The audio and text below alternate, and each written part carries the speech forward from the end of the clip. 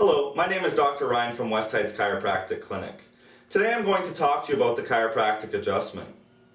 A chiropractic adjustment is the use of a specific force in a precise direction that helps normalize spinal function.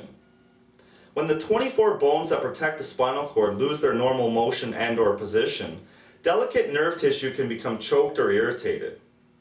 If a thorough examination reveals malfunctioning areas of the spine, chiropractic adjustments are recommended to help correct this condition.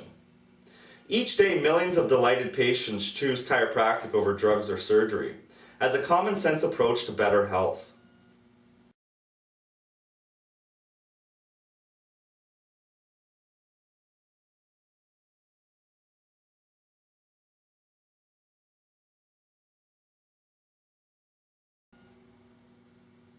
There are many ways to adjust the spine.